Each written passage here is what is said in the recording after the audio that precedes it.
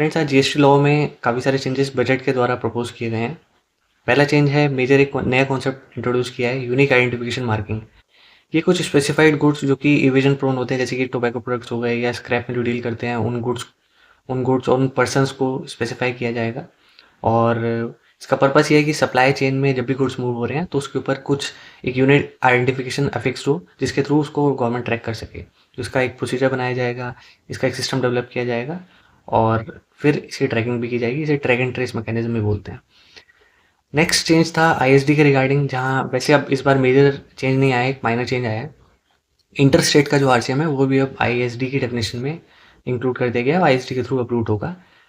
Although दो महीने बाद 1 अप्रैल से ये कॉन्सेप्ट मैंडेटरी हो जाएगा। लास्ट बजट से ही हो गया था, तो मैंने उसके ऊपर लास्ट ईयर ही डिटेल वीडियो बना रखा है, आप जाके देख सकते हैं। नेक्स्ट चेंज है वाउचर्स के रिगार्डिंग, जहाँ वाउचर्स की टैक्सेबिलिटी रिसेंट सर्कुलर में बताया गया था कि सप्लाई नहीं बन रहा है तो टैक्सेबल नहीं होगा, कोई जीएसटी नहीं पेबल है। तो हैंस अब उसके टाइम सप्लाई के जो प्रोविजंस थे लॉ में वो अब रिमूव कर दिए गए हैं। नेक्स्ट चेंज है प्री डिपॉजिट के रिगार्डिंग, जहाँ सिर्फ पेनल्टी की अगर डिमांड है तो अभी आपको 25% पे करना पड़ता है। तो अब आपको ये प्रपोज किया गया है कि 10% ही पेनल्टी का पे करना होगा। और ये एपलेट अथॉरिटी का मैं बता रहा हूँ, एपलेट ट्रिब्यूनल पर 10% एक्स्ट्रा पे करना होगा ऑफ द पेनल्टी।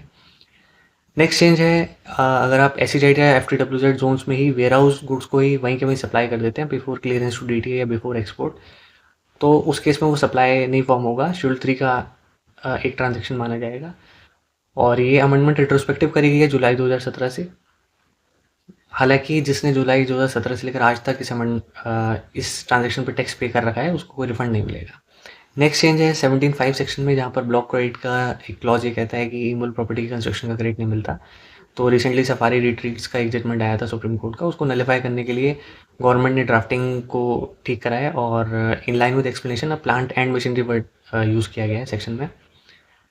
और नेक्स्ट चेंज है रिगार्डिंग रिटर्न्स में मेजर चेंजेस कुछ किए गए हैं, जैसे कि अभी हम आईएमएस के थ्रू देख रहे हैं क्रेडिट फ्लो होता है, तो रिसिपेंट अगर क्रेडिट नोट रिजेक्ट कर देता है तो सप्लायर की लायबिलिटी बढ़ जाती है, तो इसको अब लीगलाइज कर दिया गया सेक्शन 34 में। इसके अलावा आईएमएस के भी प्रोविजंस को लीगलाइज किया गया है सेक्शन और रूल्स के अंदर इंकॉर्पोरेट करके।